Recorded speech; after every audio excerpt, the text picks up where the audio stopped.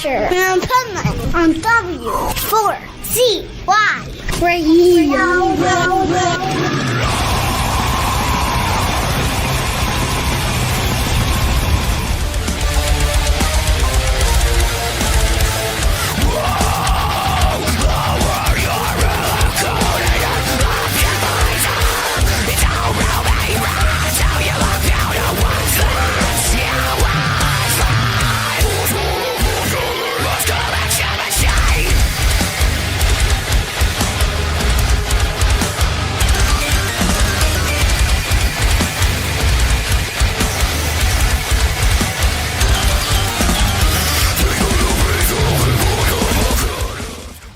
This is the Pipeman here on the Adventures of Pipeman W4CY Radio, and I'm here with our next guest who has some badass music that kind of combines two of my personalities.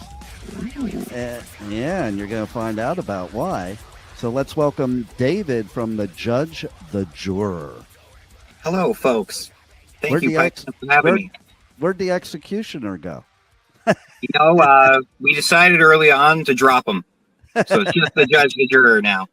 Yeah, I love it though. So the reason I said that is because when I saw what they call your genre, okay, and I hate genres because it just lumps artists into something, and it's like I almost do this thing when I go on tour and do interviews at festivals. Like I have bands tell me, what would your genre be? Because it's pretty ridiculous nowadays. Like the genres are so microscopic that one band could fit into it. So it becomes like a funny. But yours I read as psychedelic progressive tech death. Nailed it. And I'm somebody that is both a metalhead, a punk, and hippie. Like I dig psychedelic music. I dig metal. I dig punk. I dig all kinds of metal. I dig good musicianship. So your genre there just fits everything that I am. I'm glad to hear that. It's kind of like if Possessed and the Grateful Dead had a baby. Oh, now that's a pretty high bar to set. So thank you. Right? Because I am somebody like back in the 80s.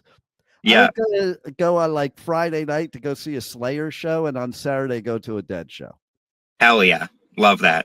And it's like, fuck the gatekeeper shit too. Music is music. If you like music, you like music. I'm more of a metalhead than most anybody there is. That doesn't mean I don't like other music. I could not agree more. We're very much like that. Like while we play in, kind of the tech death space with that, we're very influenced by a lot of other music that isn't metal, myself, especially with like the kind of electronic psychedelic side. Like our lead guitarist, his favorite band in the world is Dance Gavin Dance. Nice. So we're kind of like, like an emo alternative, sort of very outside of what we do, but that influence has definitely come into the music as well. And I agree. I think like we're blessed in the metal genre also that you can make so many things metal, Yeah. It just works so well. So it's just like, what can we just kind of throw together? And I loved how you said about the genretization of metal, because you hit it exactly on the head. So Psy-Death Tech Prog is a term that we made up. Nice. I love it. 1,000%. And you hit it on the head exactly, because originally the idea was like all this genretization, there's so much of it, right? You go to a metalhead and you're like, oh, you like that band? I also like death metal. And they're like, they're black and grind. I know, man. I know. And so we thought we should have a genre that's super hyper specific to tell people about, but then it's also kind of like a tongue in cheek jab at that exact thing, So I'm glad that you picked that up. I love it. Well, and what you just said reminds me, because, I come from the days of the 80s of the gatekeeper bullshit. And I remember I was at a show. It was Venom, Slayer, and Exodus. Oh, shit. And Kronos got into a fist fight with Tom because he's like, you guys aren't black metal. We're black metal. No. And it's like, come on, dude. Like, and in 2025, Venom wouldn't even be considered black metal. It's funny. I thought it was so like evil and dark and heavy and fast back then. And now I listen to it, I'm like, man, it sounds kind of poppy to me. It's amazing how things evolve, right? Right? Totally. You know, and then like I mentioned Possessed before, arguably the first death metal band ever, and I can say that they still stand up to most death metal today. Oh, I would agree too. I'm a big fan of a lot of the old school stuff too, and they're up there for me as well. Totally. And you know, let's talk about the progressive part. To me, Rush has some metal songs, a lot of metal songs before they put the synth in it. Totally. Totally agree. Yeah, like 1,000%. I love Rush. Like to me, 2112 is one of the most metal fucking songs ever to me. Like I remember blasting it through my guitar amplifier and freaking headbanging to Temples of Syrinx and shit. Hell yeah. I also love Rush though. And I agree, it does have a more metal tinge to it than I think people realize. Because most people don't know nowadays, don't know the old Rush. Like they know post-moving pictures. And I'm not a big post-moving pictures person. Like, yes, there's quite a pivot there. Away from them, you know, they're great artists, but like I like before that. Like I love the first album. I love Caress of Steel. I love Permanent Waves, Hemispheres. You know, yeah. Of course, I love moving pictures. Everybody that you know is the popular Rush fan knows moving pictures, but I love all the shit before moving pictures, man. Hell yeah. And you're Canadian, so like you would get kicked out of Canada if you didn't like Rush. Well, exactly. We can't claim to be any sort of prog band and say we don't like Rush, so you will never catch me doing that. Don't worry. There you go. There you go. So tell me about, I love the story of what you're doing, because I think you can even add to that genre that you made up and call yourselves like power psychedelic progressive tech death, because you got that whole concept thing going on, and that's quote unquote the power metal thing. But I think concepts are great because listen, a song, an album, to me is no different than a book and a chapter. Couldn't agree more with that either. Yeah. You're telling people something, whether you're thinking about it conceptually or just as a one-off piece, right? You're conveying something to people through what you're doing musically. So absolutely. So I love how you have this whole thing of you already have everything set up. It's almost like the chapters are set up between these EPs that you're putting out. And so tell us a little bit about the story of how they're all connected and why this one goes now, this one goes then, and so forth. For sure. So, so the 3 EPs are based around actually a quote. The gentleman's name is, I believe it's Edward O. Morrow. I hope I didn't get that wrong. Edward O. I think Morrow. I'll have to confirm that. I should know it off the top of my head. I know the Edward O.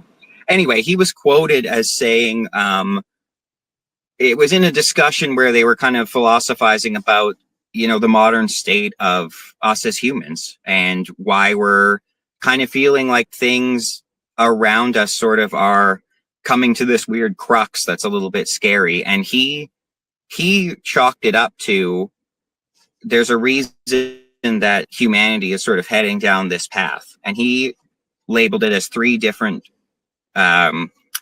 pieces of the human puzzle that we deal with right now that really don't kind of jive together when you think about it. And so what those are, and the names of the EPs, are going to be primitive minds. We have basically the same brain we've had since we've, you know, stepped out of caves.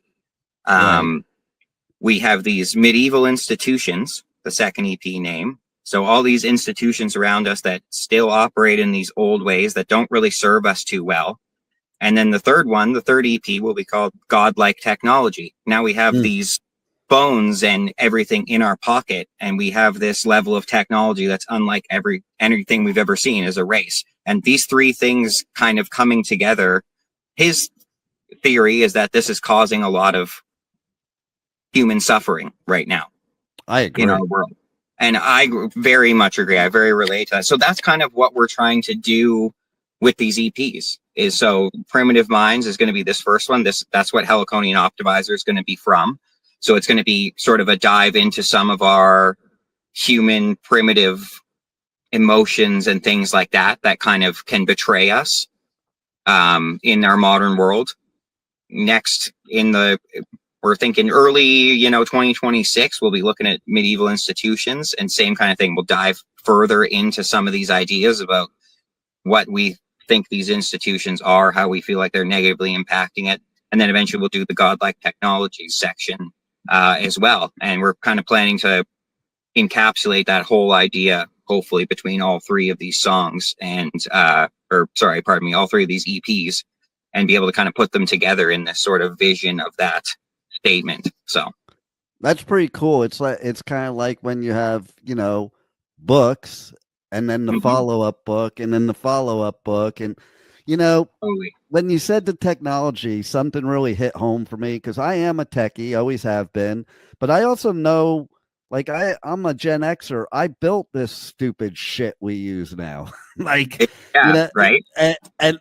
And just like you see in the movies, I'm kind of sorry that we did. It's like I told my daughter one day, I was on the phone with my youngest daughter, and I was like,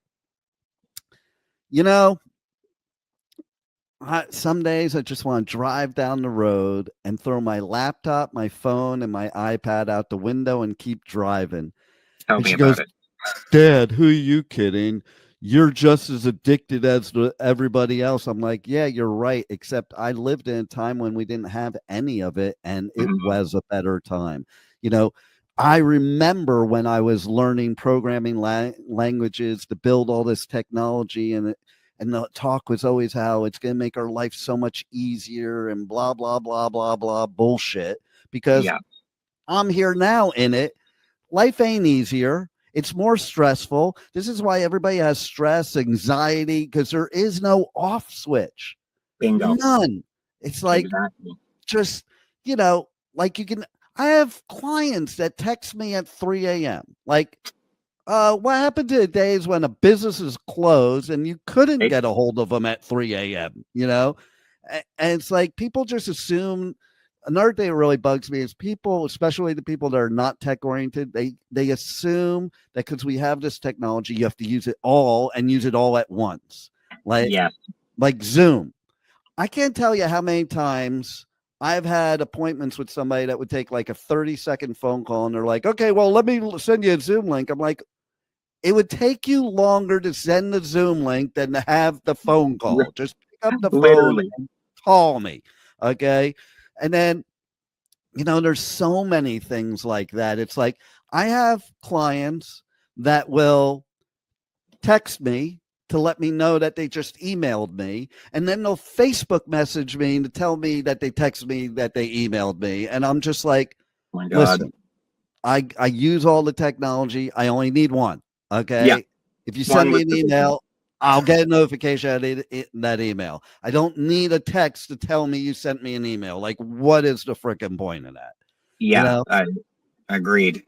I think that's the destruction in the world right there. We talk about apocalypse. I think that's the apocalypse. We're like I look outside the window of my studio and I see people walking around on their phones like we're in the zombie apocalypse. Like I've literally watched somebody walk right into a cement pole because they're too busy on their phone.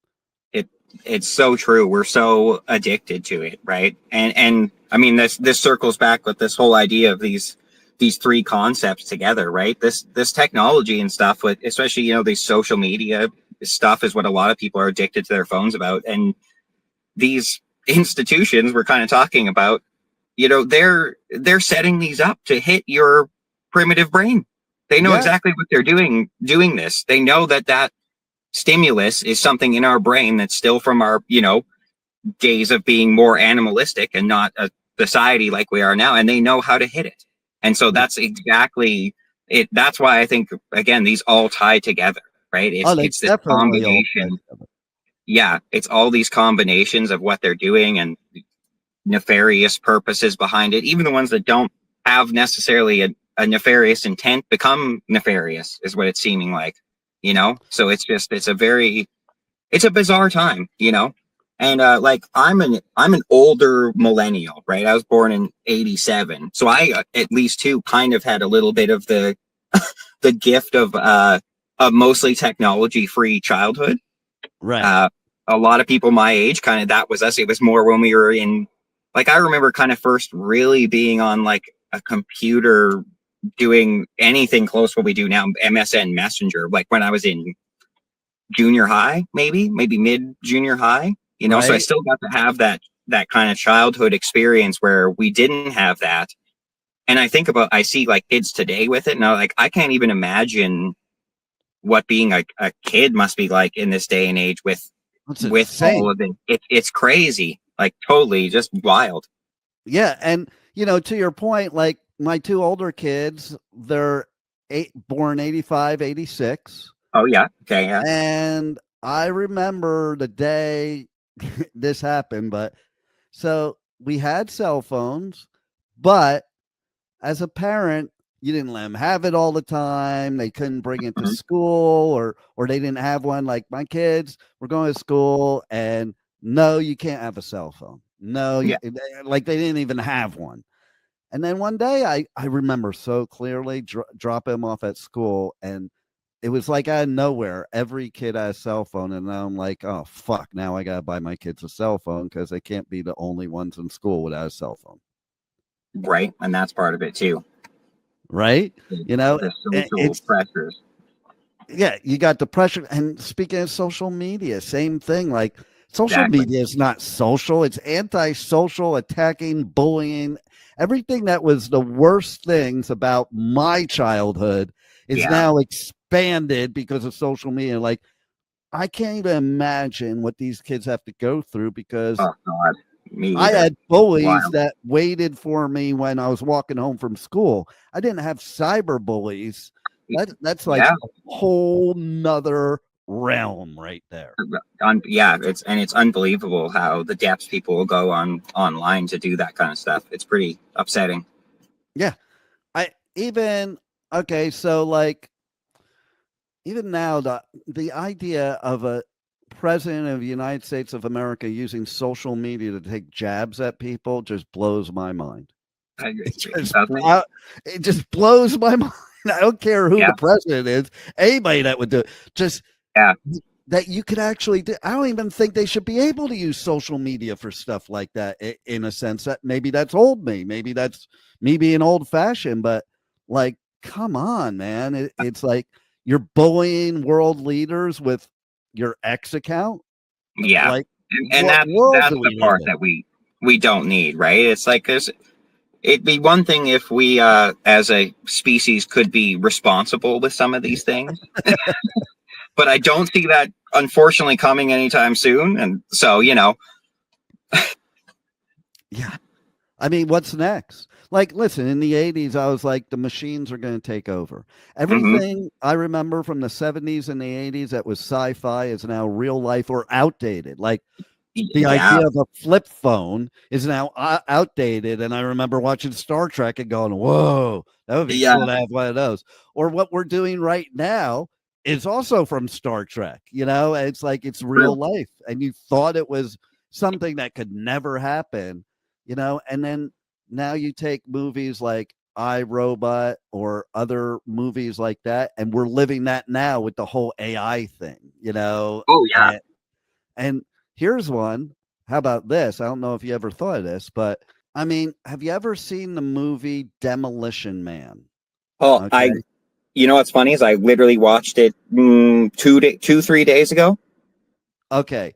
Tell me that's not COVID. Oh, you know what? I literally kind of had that same thought of like, this kind of definitely could have been what society became, Right. It's quite wild. Think about it. No exchange of bodily fluids and like the idea of having sex the real way, in an electronic.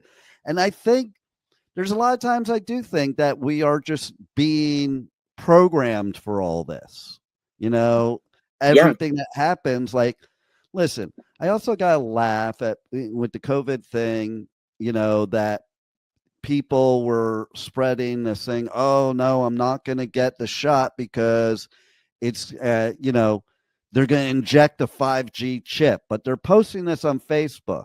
And I would tell these people, I'm like, dude, you are using a 5G phone to post this. They don't need to chip you. You are chipping yourself. Literally, right? Right? It's like 100%.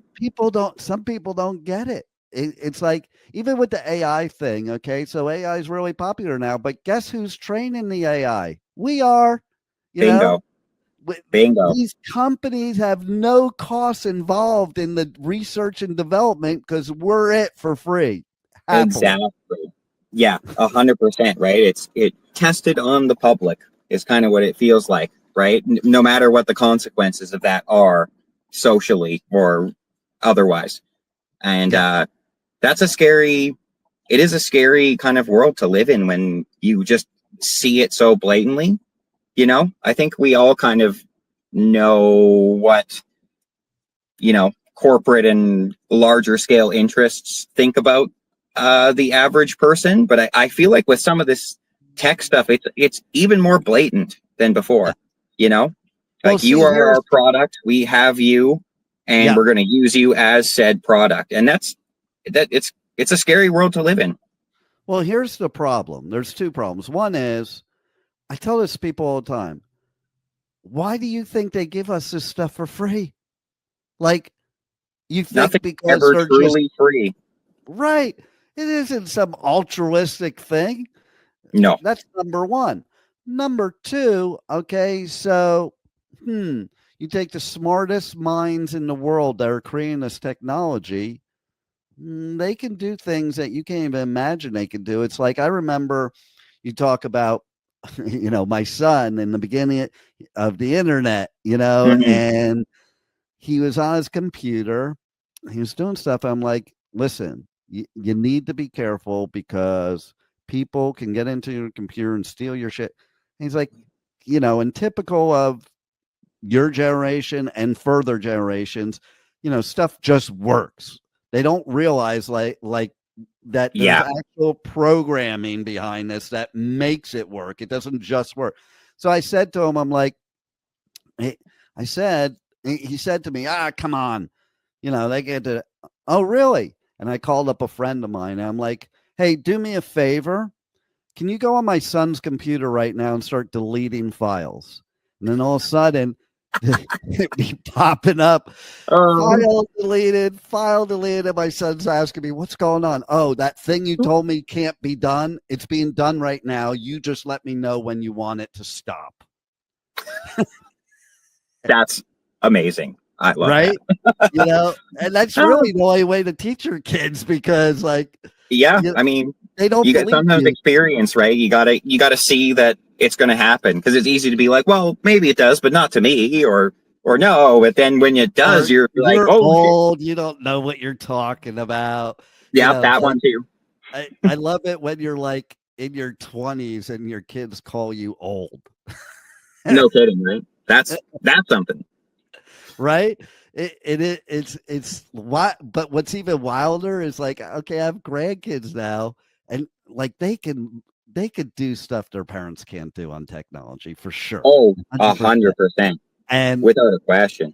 And they have that same attitude, and I kind of laugh. Like, they love me to death because I'm like the cool grandpa that brings them to mosh pits and teaches them how to use this technology and stuff. And they're like, and their parents are like, yeah, they're too old.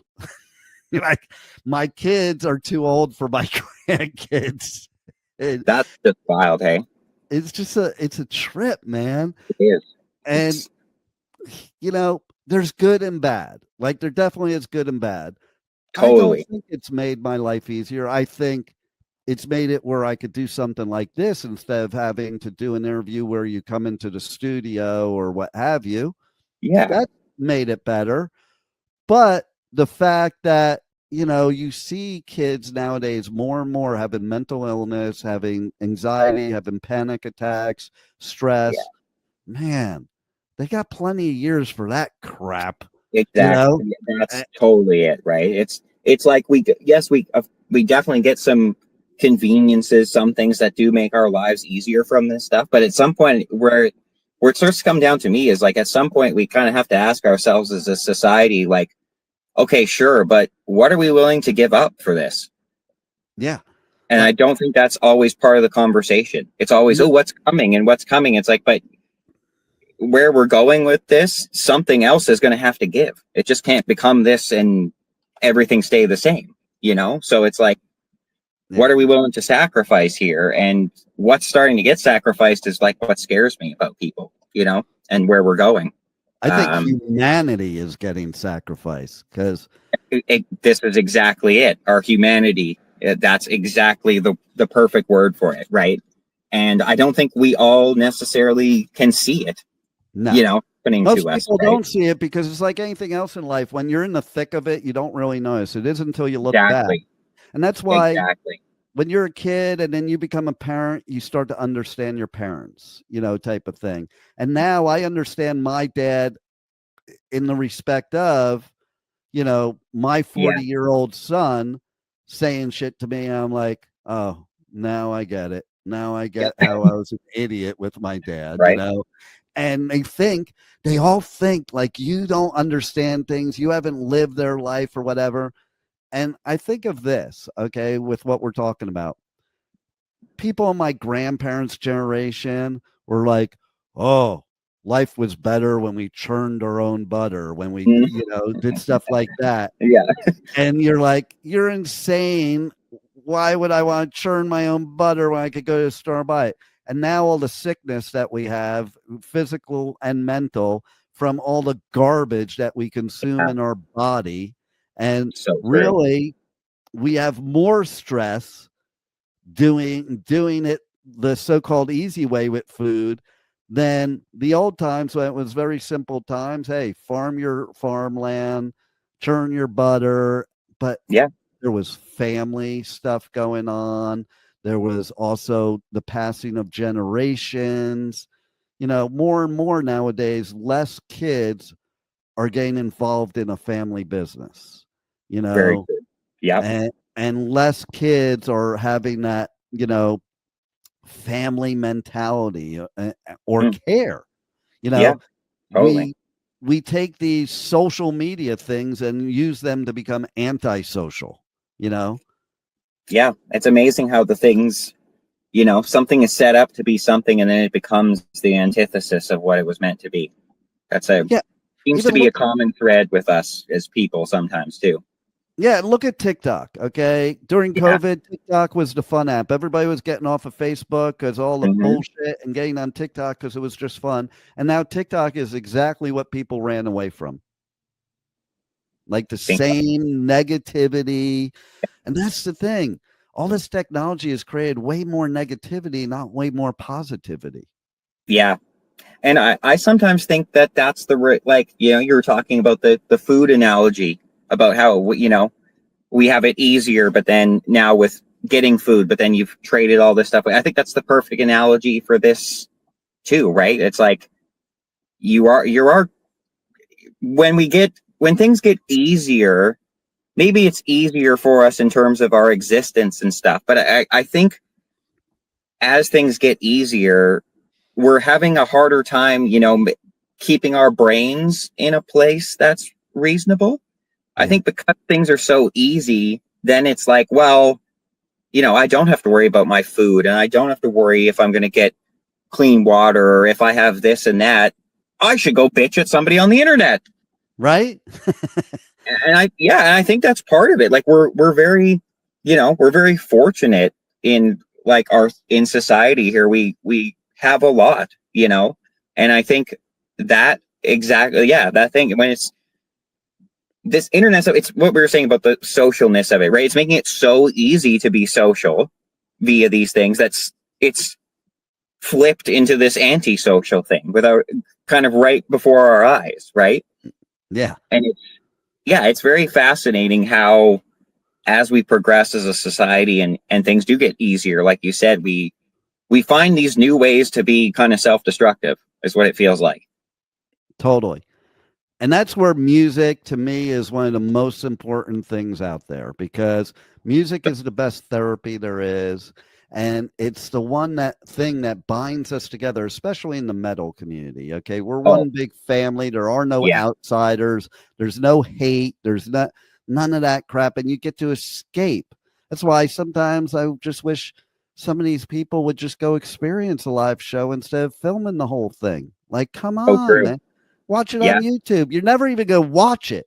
Like, these people that film it never even watch it. Like, right. And so you miss the whole show, the whole experience. For what? There's times as media, like I have to do stuff like that. It's funny. Like I'll take a picture and then I'll pull my camera down. I'm like, man, it looks so much cooler this way without the camera.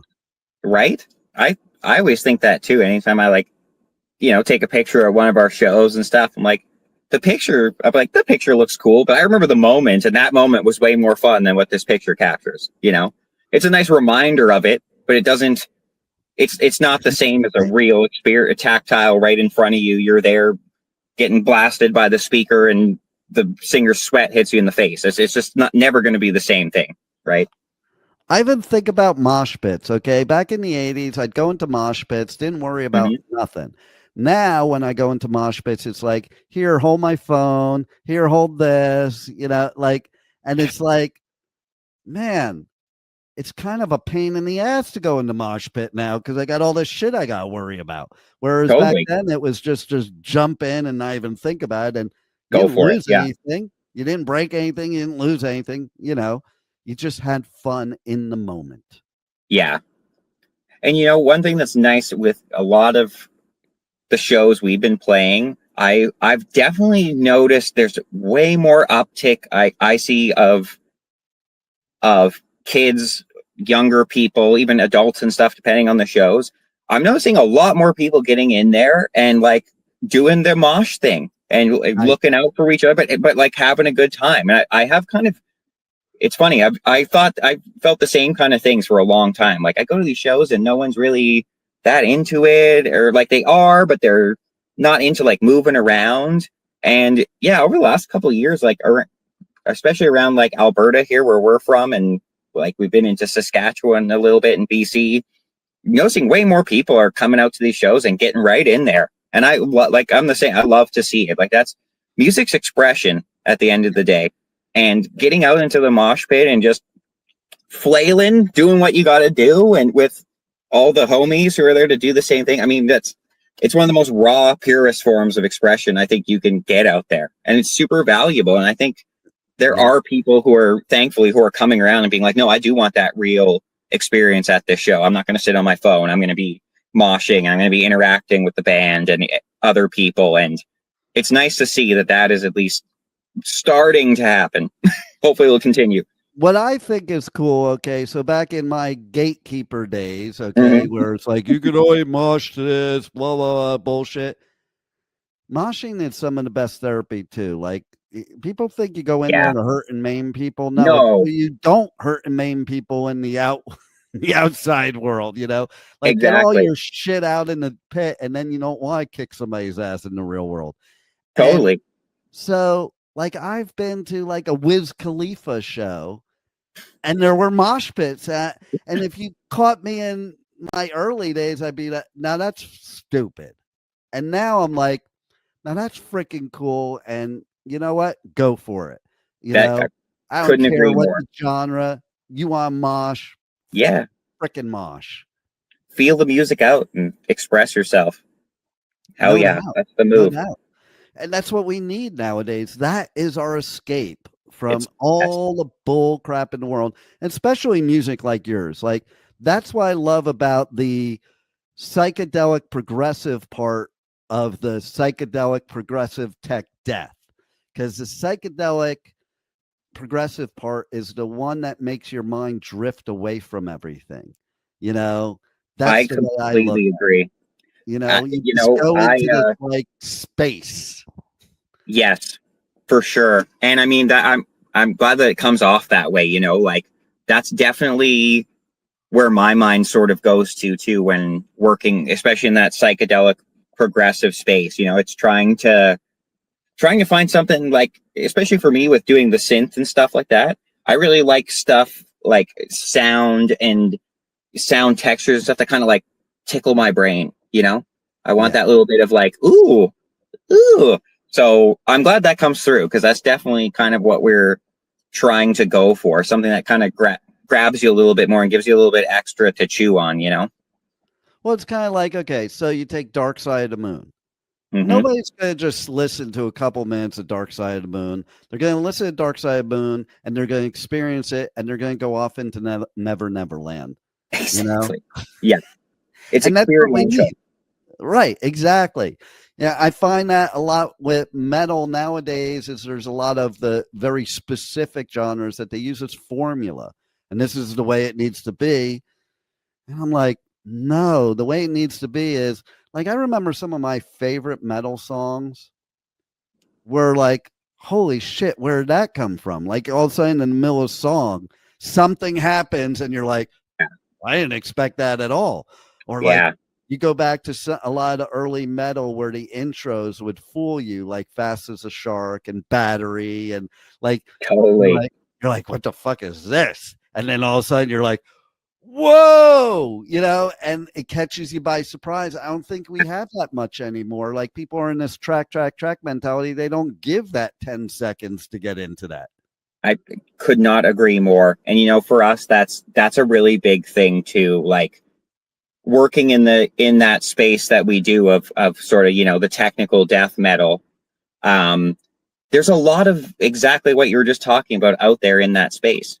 There are a lot of talented people and like everything, and totally, but there's a lot of like, I feel like the tech death and deathcore space right now are kind of like, this is what they are, and I need to now do this.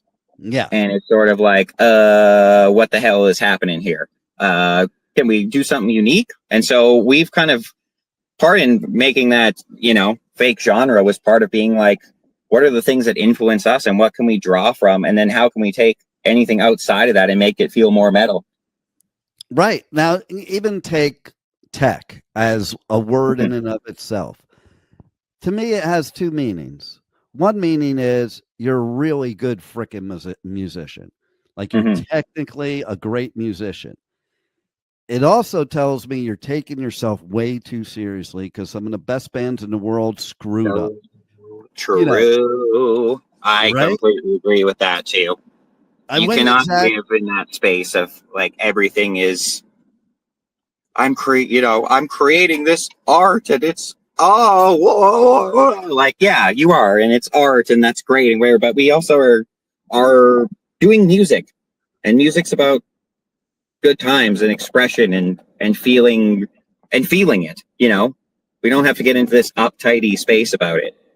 Well, think about too, some of the most not talented, but most well-known musicians and well-known bands were not the most talented necessarily. Exactly. You know? I mean, especially technically.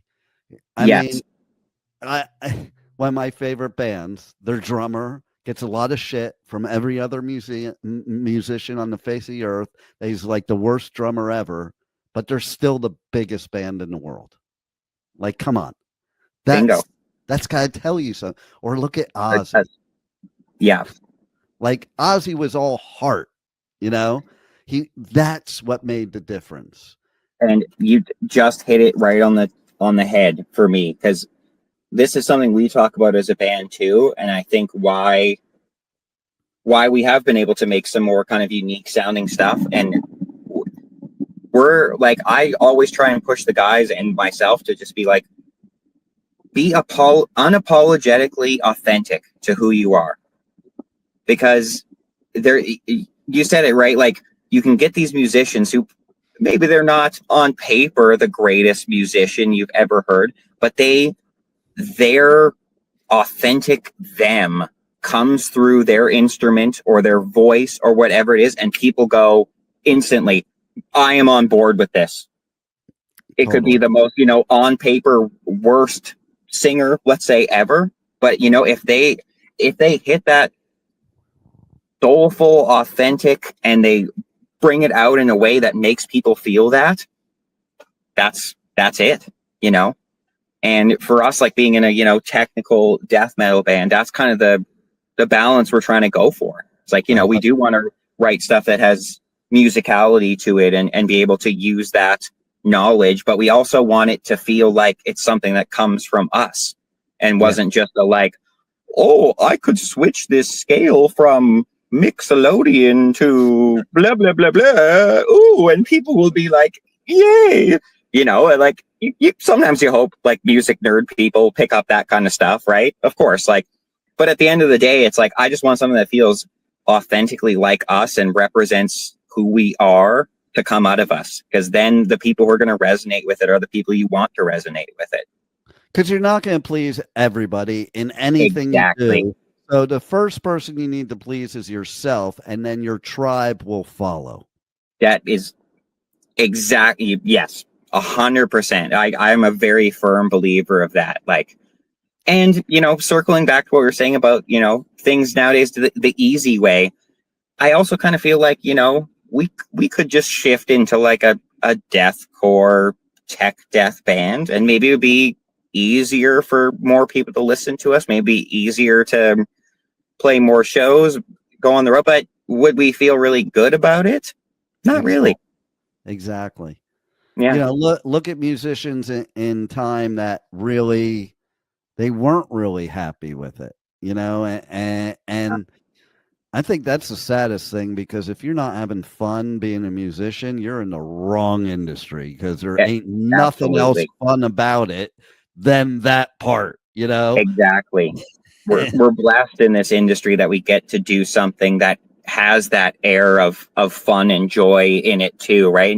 And we can't lose that, because we're so lucky to have that as musicians and people in the music industry. Like, not a lot of people get that with what they're doing, And I think it's really important to stop and just be like, man, this is so cool. I'm so lucky to be doing this. It's amazing that people like this song or came to this show, and you got to take those moments to stop and be like, wow, this is fun. And that's a good thing.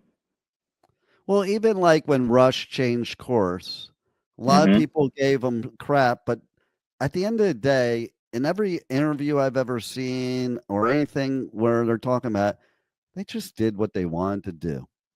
Exactly. And to me, I have the most respect for that. Totally. Because why not? If you don't do what you want to do, don't be a musician. That's what it's about. I remember I was playing guitar. I tell this story because it's funny. I was playing guitar as a teenager, and my dad's like, you should give that up. You suck. But he didn't know what I was doing. I was bored to death with the scales bullshit. So I just wanted to find out what sounds I could make out of the guitar. Like, I wasn't trying to play something. I was trying to experiment to see what I could make happen. And that's how you become iconic. Like, you take somebody like Tony Iommi, he created a whole genre by experimenting over something bad that happened to him and switching gears. Exactly. Right. Yeah. I think the experimentation thing is so important too. Not being afraid to just kind of try something out and throw some ideas at the wall. And some of them, some of them aren't going to stick, but it's just the trying to throw them out there. Again, the playing it safe is the easy way. Yeah. Sometimes it's more it pays off better to take a challenge, I think. And I think too, the whole psychedelic progressive part there is all experimentation. I view both those genres as experimentation. Like, because you're just sitting there, like, you're just creating this musical journey, and a lot of times you don't even know where it's taking you as the musician in the song, opposed to, Oh, okay, I got to do this at this time and this at this time and this yeah. at this time. And it's so much more rewarding and exciting as a musician, I feel, too, to be able to do that. And like you said, even when you're on like that journey that you don't even totally know, like that's a very common thing when I sit down to like write a lot of our synth and stuff. You know, sometimes maybe I have an idea of something, but I always try to do that. I try to sit down and experiment and just see what kind of comes out, because you might all of a sudden hit something. You're like, wow, I never thought I should. I mean, there's going to be a song on our EP on Primitive Minds that has this breakdown part with this one of my favorite synth parts on it, and it was a same exact thing. I'm sitting there kind of experimenting. I had these ideas, and I'm like, this is not kind of clicking where I want, you know, and I just sort of sat back, and then this idea sort of hit me. I don't want to give away too much because the song's going to come out, so people get to hear this. But this sort of idea hit me, and I went, that would be really weird if I could make this work. So I, you know, same thing, experiment around with it a little bit. And I remember sending it to the guys so nervously, right? I'm like, okay, here's a bit of a swing. Tell me what you guys think, honestly, right? And our guitar player, Scotty, all he messaged back was, oh my God, I got chills. And Nice. That right there just went, okay, yes, I have to lean into doing the stuff that's more out there and letting it happen, because that's where the money parts are going to come from, right? Just that letting something inside of you come out that you don't necessarily know is there. And then all of a sudden go, whoa, that's it. It's beautiful. That's one of my favorite parts about writing. So that's where I think Sid Barrett was a genius, Oh. because he just was like putting shit into songs that Yeah. nobody would put into songs. And it was like, and they just work Whoa. and just work so nicely. You know, that's Right? always so amazing to me. totally. So tell everybody how they can connect to you guys on socials and how they can get the new EPs when they drop, and check out this new song that you didn't give them the intel on. Absolutely. So the new song is entitled Heliconian OPTIVISOR. It is going to be from our Primitive Minds EP, which you can expect this fall. We'll have a date announcement coming soon. So if you'd like to follow us, you know, we're on the usual suspects. You can get us on Instagram at the Judge the Juror Official, Facebook at the Judge the Juror, YouTube.com/at the Judge the Juror Official. We also have a website, which is just thejudgethejuror.com. It'll direct you to all our stuff there. Any other ones I'm missing? Oh, Bandcamp. You can find us on there if you'd like to purchase the new track. It's on there on Bandcamp. What is it? thejudgethejuror.bandcamp.com, I believe. And how about MySpace? How about MySpace? You know what? We should probably get back on MySpace. Someone once told me actually that someone told me one time that the type of metal we do sounds like the MySpace era of metal. And I remember looking at them and being like, that makes sense, because I basically grew up listening to metal on MySpace. So yeah. There you go. There you go. How funny would it be if like music, like bands start bringing back MySpace? We should do it. I think you're onto something here. I'm going to maybe go do some research on it tonight. Maybe it's for sale. I'll see if I can make them a sweet deal or something. I know, right? That would be so cool. But what's even cooler is your music. So everybody's got to check you out. Thank you. And it's definitely badass. And if you need to escape the world, this is the music to do it with. That's what we're hoping to provide people with. A little reflection and a little escape all in one, and some joy. So thank you so much. Thank you to everybody who goes and listens to it and has so far. We've been getting a lot of really good response. So thank you all so much. Well, thank you for giving us great music, and thanks for being on the Adventures of Pipeman.